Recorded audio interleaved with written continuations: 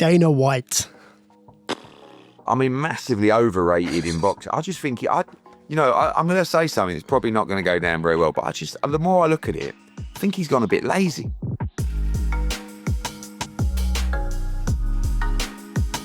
Eddie Hearn, back again. Good to see you, mate.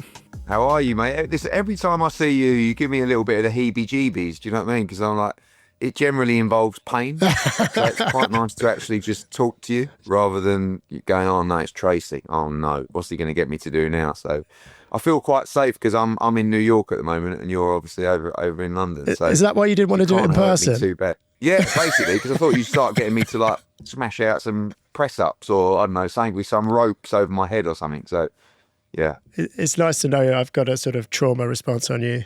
Yeah. What's actually, you know what? You were the first person ever on the Men's Health podcast. So this is quite nice. Full circle moment. What's changed in your training since the last time you were on the pod? Since the last time you were on the cover? Because it's number 2 now. Yeah. I think it's always difficult. I mean, I'm weirdly like my own biggest critic. I think that people always think that because of my persona that I'm this really kind of confident and arrogant guy, and I am confident, don't get me wrong, but I don't really I look back at some of the pictures from the first shoot that we did, and obviously that was like 2 years ago, and I think like when you guys come, you guys are what I would call like fluffers as well, right? In the greatest amount in terms of the shoot day. So everyone's like coming up to me going, wow, like, yeah, you've really grown some size. Yeah. And I'm thinking, are you guys just saying that or what? So it's difficult. Like the answer is I don't really know. And I think I think it's more about what I've learned about myself and about training and the reality is that everyone's got a different position in terms of their ability to get a structured kind of schedule together for training. And when I've got that, I feel unstoppable, right? I can train twice a day. I can eat exactly the right things. But the struggle for me remains what the struggle was then, which is like the travel, the inconsistency of a routine and a schedule.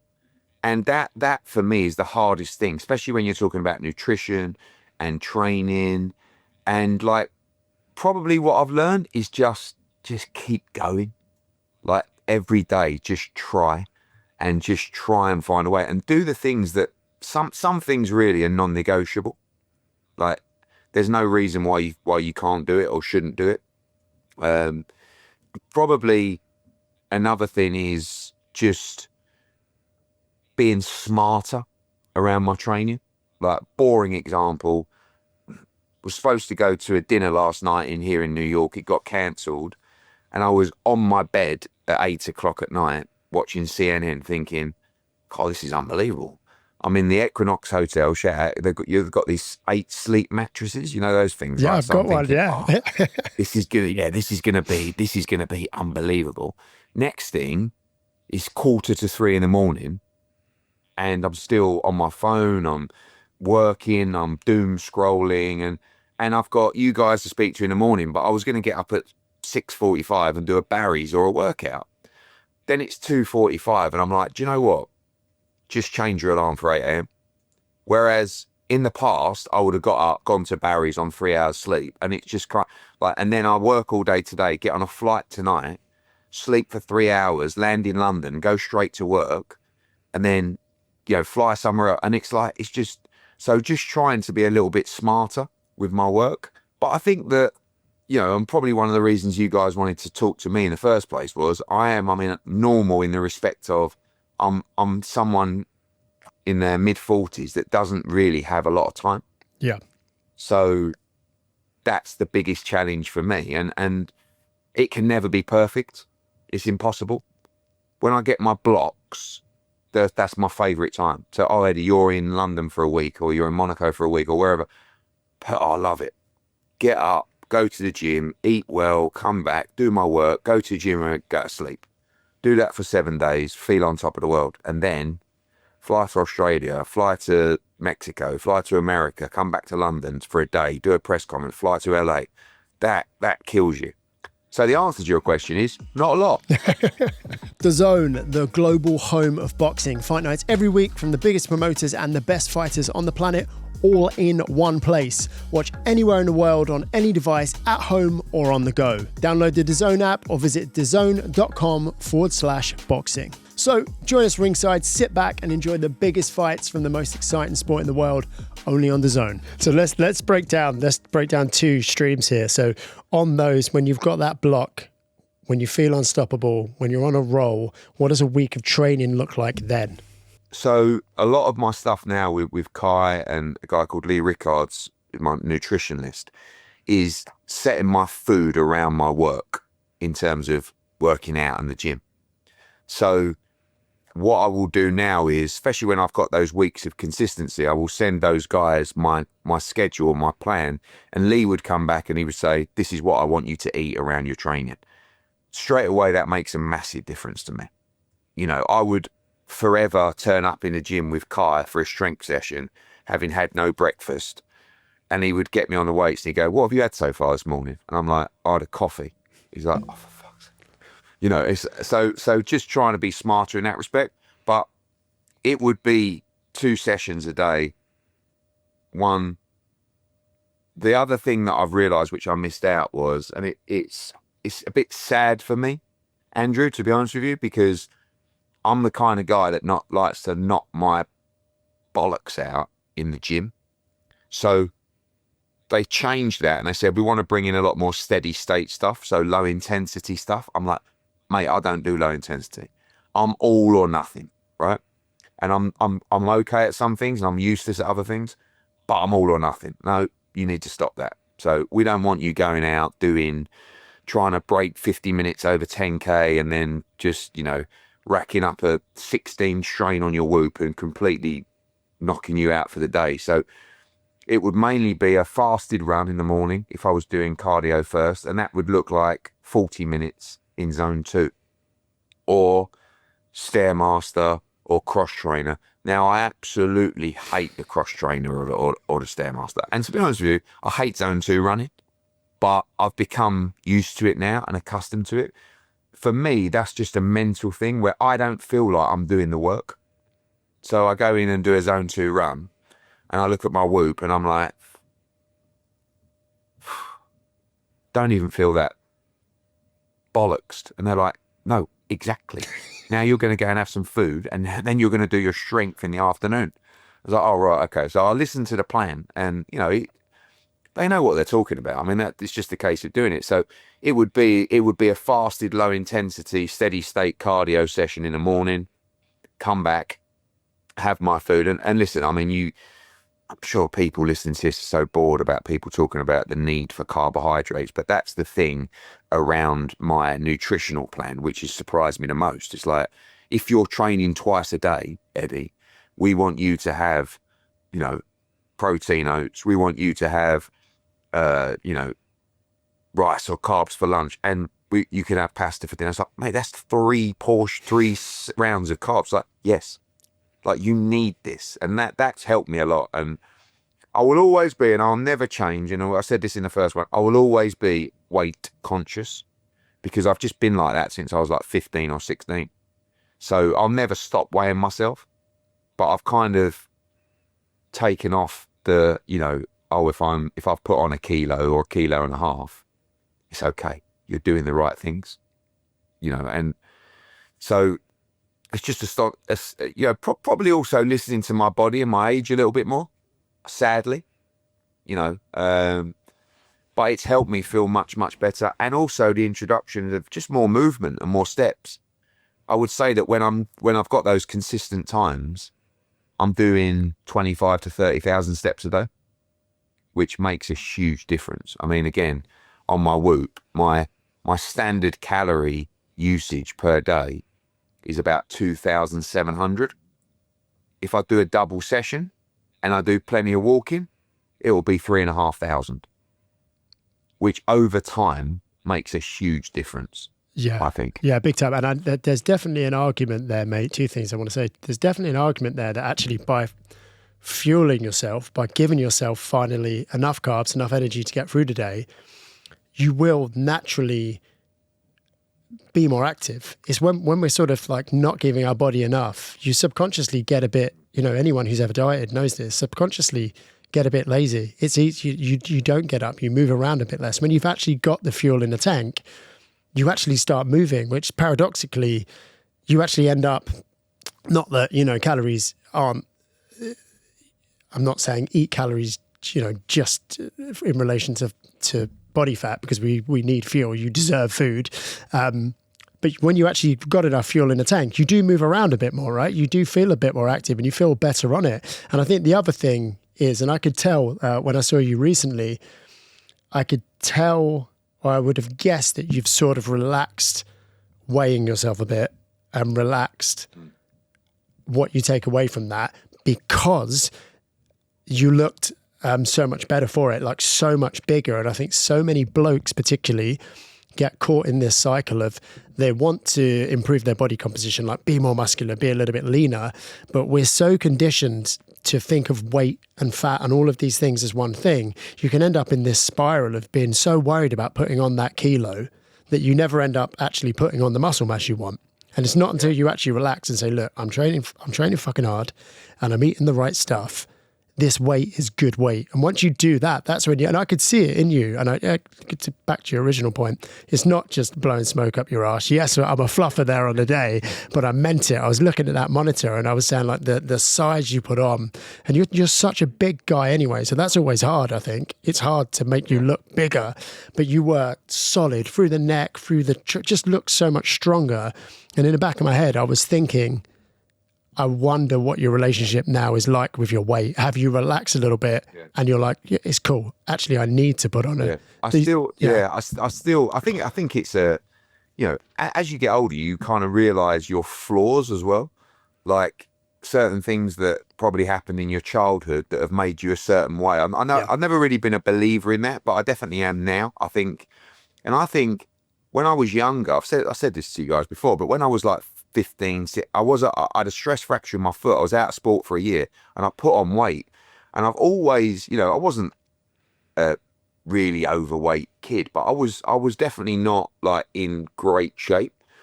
And I think was probably, I lacked a little bit of confidence in that respect, like physically growing up around that age. And it's always kind of stayed with me. So I've got a number in my head which is 108 kilos, which is where I feel really good. And I feel like I look really good as well, both like facially, in a pair of pants, like in my clothes. That's like my ideal number.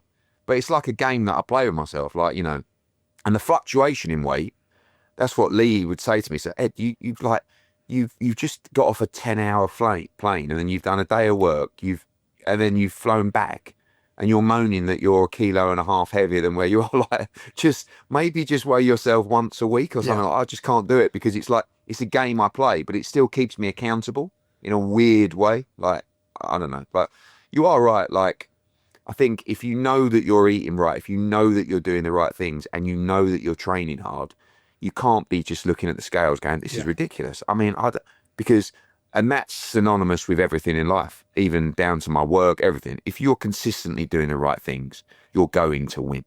Yeah. It doesn't, there is absolutely no way you can't. Might take a little bit longer on some occasions, but if you consistently do the right things, you are going to win.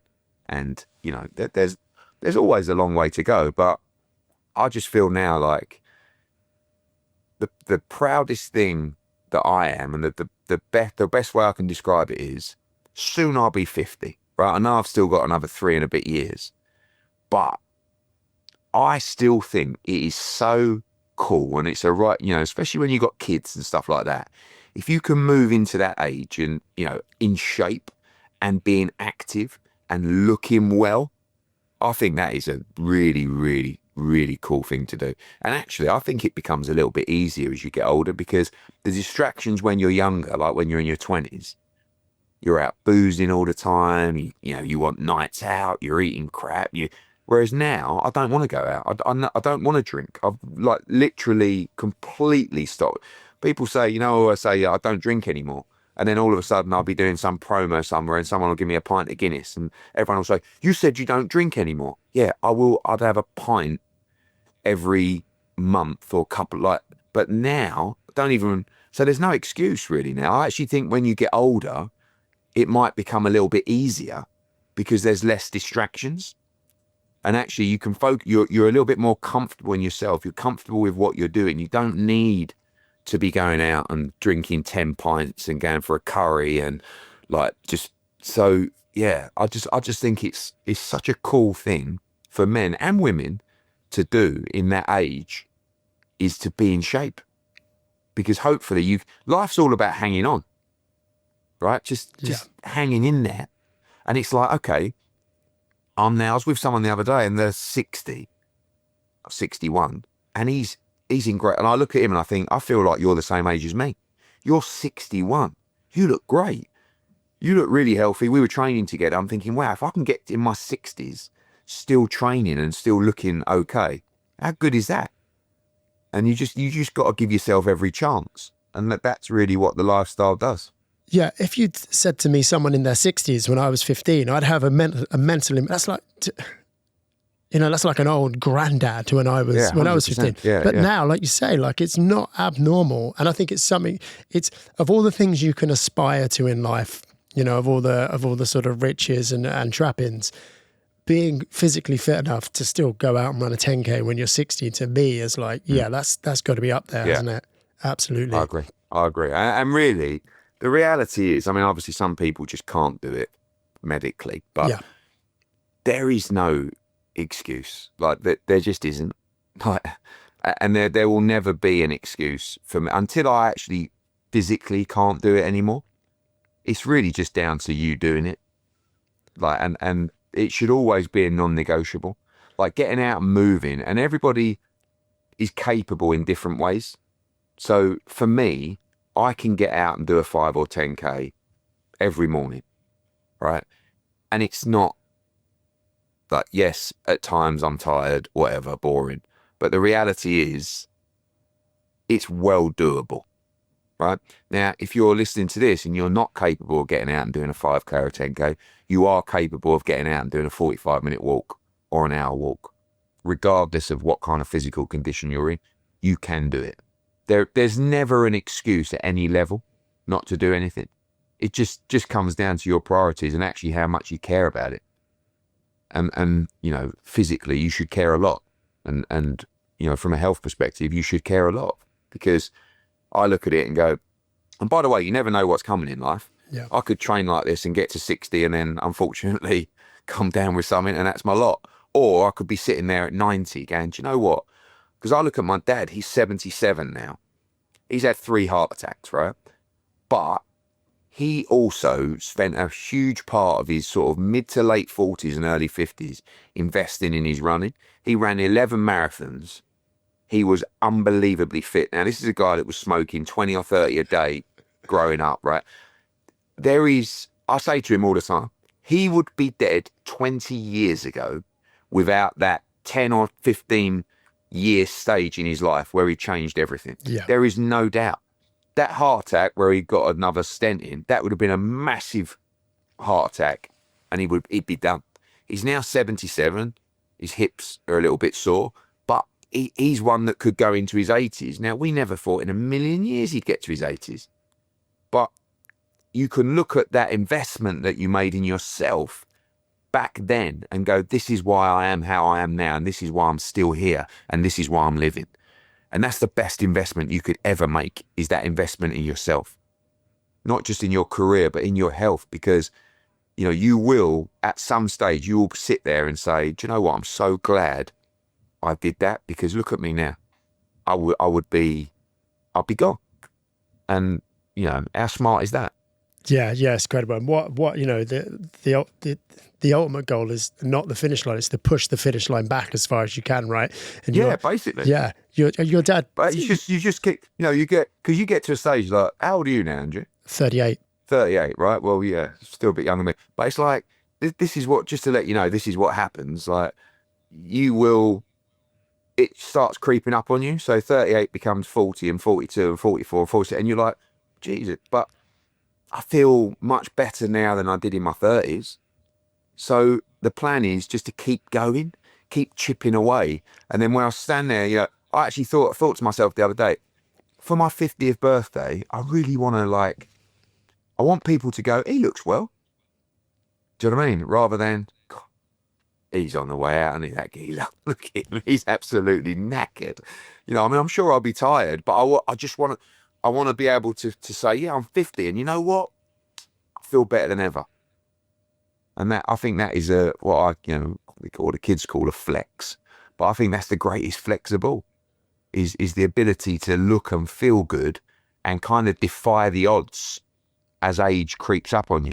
Yeah, it's just stacking the deck in your favor as well, isn't it? Like you said about your old man, because he told me that story and he kind of made a glib joke, kind of saying he did all that running. Oh, and then I still had a heart attack. And I was like, well, hold on. Yeah. All of that running might have been the reason, as you just said, that's the reason you survived. Yeah, 100%.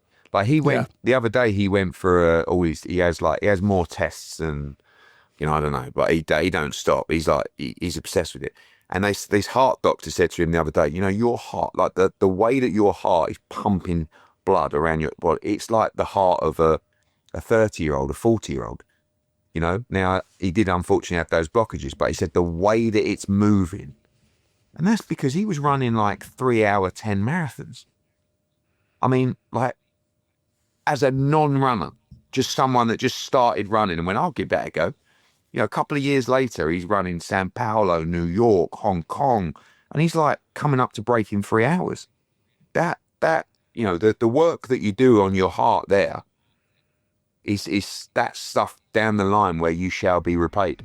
Yeah, 100%. This segment is sponsored by DAZN, the global home of boxing. Join DAZN Ultimate and get a minimum of 12 pay-per-views every year included at no extra cost, plus more than 185 fight nights from the biggest promoters in the game, including Eddie Hearn's Matchroom Boxing. This is The Under-Over with Eddie Hearn. I'm going to throw some fitness concepts, names and ideas at you and tell me if you think they are underrated or overrated, and a quick sentence on why. Are you ready? Yeah, quick sentence. I'm not very good at quick sentences, but I'll give it a try. Give me someone else's version of a quick sentence. Yeah. Okay. Yeah. Okay. Ice bath, underrated or overrated? Whoa, good question. I'm you know how mad I am on the ice baths, but I'm probably going to have to say overrated. That to me, always, I love them. But I think as we evolve, perhaps, dare I say, the science might tell us that a little bit more overrated. But placebo, and for up here, rated. What about the sauna? Well, the flip of that. I've been going in saunas since I was 20 years up. I've been doing them for over 20 years. And never before has there been the science that there is now with people telling you how good they are. When I was using them, 20 years ago, but 10 years ago, 5 years ago, no one was saying how incredible they are for coronary health or Alzheimer's or dementia or, all this kind of stuff. So I would have to say underrated, but now much appreciated. Road work for fighters. The most underrated. I had this conversation with AJ the other day, right? All the old school trainers would never, ever let a fighter not do their road work, right? It was the absolute fundamentals of their training. Fighters don't do a lot of road work anymore. And I just disagree with it. If you look at Mayweather, you look at all these guys, one thing they always did, the non-negotiable, was their road work. And I just think for building engine, for just mindset, everything, I understand the strain on the body, and I'm sure there's physios and performance coaches that say, no, you just don't want to do, but maybe I'm a little bit too old school. Massively underrated. Fighters, get your road work in. Fitness wearables. I'm a Whoop guy, so I'd have to say underrated. I don't believe in all of it, but at the same time, any data that's going to help you and give you more information about where your body or where your, for me, the way that a Whoop is underrated is for recovery and sleep. And, now the additional attributes that it's coming. So I think it can drive you crazy. I think it's not for everybody, but I would say underrated. Dana White. I mean, massively overrated in boxing. I just think, I'm going to say something that's probably not going to go down very well, but the more I look at it, I think he's gone a bit lazy, right? I mean, don't get me wrong. He's absolutely caked, right? He's got a load of money.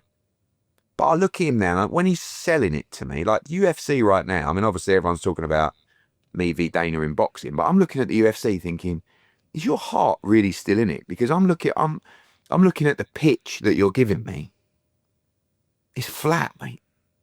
It's like, and then I look at like physically, and maybe that lends itself towards the physical side, because what was it like 2 years ago? He got himself in unbelievable shape, didn't he? He was like ripped to shreds, and he was like, and now he seems to have gone back physically to, and I don't know whether that's kind of like, it's the mojo. The mojo don't look like it's there. So now might be a good time to fight him. I wouldn't have fought him 2 years ago because he was absolutely ripped to shreds. Visualization. Yeah, see, it's not for me. It's not for me. And I don't disagree with it. And the more I listen to people, and people I respect as well, that whole affirmation, talking it into existence, visualization. Nah, never done it. Never really been interested in it. But I would, I could lend myself towards, say, underrated, because I'm curious. But for me, I don't need to see it. I need to go and do it. But maybe see it first, then do it. I don't know. Maybe you should visualize it. Yeah. Mismatched fights, sort of your sort of mishmatched fights just for the spectacle. Oh, massively overrated. I can't, I get it, but it's like, I always say that you have to do something that lights up your heart with like a passion and that's just like, every time I see them, they're like, do you know what the worst thing is? The press conferences. And I'm like, oh God, and you got this little dweeb and he's shouting something at him and throwing some water over there. And like, it's like, boys, this is boxing. We have to respect the code. So yeah, massively overrated. Last one, Barry Hearn. Do you know what? What I'm going to say, right, is like, and this goes for me as well. I think that we are overrated in terms of, no, I'm going to change the overrated to overachievers. Right? Because we clearly must be good at what we do, but I still think that particularly him, because he started this whole thing, but like what he has achieved and we have achieved, given maybe maybe intellect. I mean, I think, we're not like these unbelievably smart people that came out of, I deal with people come out at a meeting yesterday with some guys that, I'm an undergrad at Harvard and came out and did a PhD and blah, blah. I mean, there are some really smart people in the world. We're street smart, and that's got us to where we are. But the levels that we're at, given that ability, I think we're massive overachievers. So I'm going to say underrated overachievers. There you go.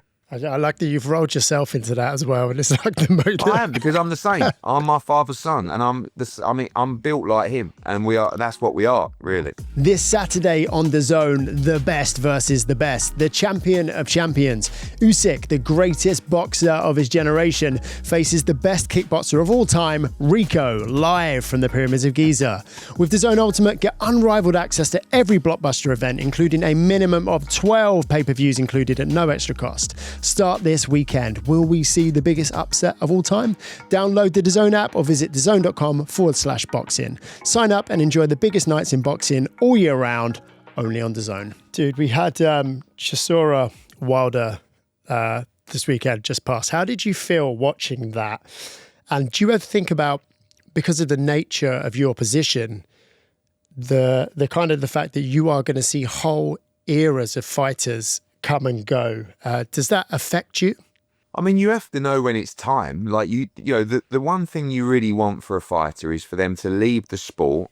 I mean, firstly, in good health, but secondly, financially secure, And thirdly, if you can, with legacy and incredible memories, right? So it's very difficult when it's time for a fighter to walk away, because it's all they have in their life. Like, it's a very lonely, selfish sport in the respect of you have to give everything to it.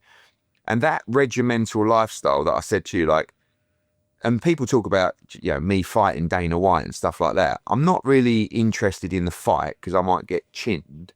But what I'm really interested in is the camp. And you know what I said to you earlier about when I get a week of I'm in the same place for a week, oh, that routine is so nice. And I think mentally that really helps you in life and structure. And a lot of these fighters that have been lost in life, AJ is a great example. Boxing gave them a regimental lifestyle that allowed them to inject and instruct discipline into their life. And that is what I would, like, whenever I go to a training camp, I get a bit jealous because I'll go for 2 or 3 days. I'm like, this is unbelievable. Wake up, eat well, train, come back, chill out, second session, go back, have some nice food, go to sleep, go again. Like, so the idea of doing that for 10 weeks is heaven for me, you know? So a fighter is always afraid of leaving that world because of where they might spiral to. Now, some are like, you know, Ricky Hatton, rest his soul, was a good example of that. When he was in training camp, when he had a fight coming up, life was great, right? He had a structure, he had a purpose, he had that, you know, get up, go. But it was when that ended, and particularly when the buzz ended and the, you know, that kind of lifestyle ended, that you drift into other areas and you lose a bit of that purpose and structure in your life. And I think a lot of fighters, like if you look at Chizora's probably quite fearful of life without boxing because it's the thing that he enjoys the most. And that's why it's important to have other things in your life that you can focus on, because once that journey stops, what do you do? Or just carry on going down the gym? For what? What are you training for? Where's the purpose? So yeah, for me, you know, you always want, the best thing for me is to see a retired fighter, you know, come up to me at show. Bellew's a great example, these kind of guys, and go, you know, life is good, you know, family are great, I've just been on holiday, I've got this house paid for, I've moved into it, I've got this property, you know, I won my world championship, and just having that, you know, satisfaction in your heart that it was all worth it. Nice. You've mentioned a couple of times as we've been chatting, so just to close out on this, you've used the term non-negotiables a couple of times. At this point in your life, what are your health, your fitness, your training non-negotiables? What do you not say no to ever? Well, unfortunately, still Haribo's and chocolate. But like the non-negotiables are getting up and moving and getting something done. So for me, I still have a love-hate relationship with weight training. Like if I'm flat or if I'm tired, I find it very, very difficult to have a rewarding strength session. Like I can run on 1 hour sleep. It doesn't, that's just like routine over years and years, no problem. 5K, 10K. But if I am flat and tired and not fueled and I do a weight session, I just don't get anything out of it, really. Like, and I think that's just learning about when to pick your moments to do that kind of training, I think, for me anyway. But the non-negotiables are the movement and getting something done every day. Like, it's very rare now that I will go one day or whatever I'm doing, traveling, without training. And that, for me, is the non-negotiable, is to look at the whoop at the end of the day and just seeing some work. So like the things that, the low hanging fruit that's easy to pick. I'll get you tired. I get that it's not easy. I get that you're not feeling great, but come on, like, let's be honest. Number one is you can eat well. Number two is you can move and you can train. So yeah, for me, the non-negotiables are getting something done, but I've just become a little bit smarter on what that is and what that looks like. Rather than going and having an hour strength session where I'm knackered and I'm not lit, like, just go and do 50 minutes, zone 2, no problem. I know it's boring. Put your headphones on and just get it done. and then you've done your work and life can move on. How about nutritionally? Any non-negotiables with the diet? To fuel my training, like fasted run, no problem. But actually, if I'm training a lot and consistently, to eat around my training. So, you know, that might look like, you know, when I was first working with Lee, he'd be like, right, I want you to have, what have you got? So, you know, you do your run in the morning, get some nice breakfast in or some lunch. Right before training at 4 p.m, I want you to have, you know, some toast with jam and peanut butter. I'm like, you want me to eat toast with peanut butter? Yes. And at first I was like, no, I'm not doing it. And then I started doing it, and I was literally training 50% better just through having, like, and I was like, wow, this is, and if you think about it, just think about it. Of course, you're going to be fueling your training for a better session, for, you know, more results versus everything that I just said before, tired, flat, shit session. So yeah, on the nutrition, just understanding when to eat around my training, and that's made a big difference. Still, my biggest problem is my nutrition. Still, you know, again, like I'll get on a plane and it just, my head goes completely. I'm sitting there bored. I've got 9 hours. I'm like, you know, you go up to the little gantry and there's like some Lindors or a packet of crisps, and it's like, and then I eat them. I just think, you fucking idiot. What are you doing? You know, this is your problem, but you still do it. It's probably called a sugar addiction. I don't know. Some sort of movement every day and ensuring you're fueling that movement. I think those are two great non-negotiables, two good rules for life, and something that you just know is going to have a massive sort of flywheel effect. One is going to impact the other. And I think that's a really nice way to close out, and a really nice philosophy for people to take away. Always appreciate your time, mate. Always a pleasure. So Cheers, good to Andrew. see you back on the Clever. See you in a couple of years. See you in a couple of years. Bigger again, mate. And Yes, exactly. Yeah. Don't make me lie. I want you to be bigger. I'm trying. I'll see you soon, mate. Cheers, boys. Take care, mate. Bye.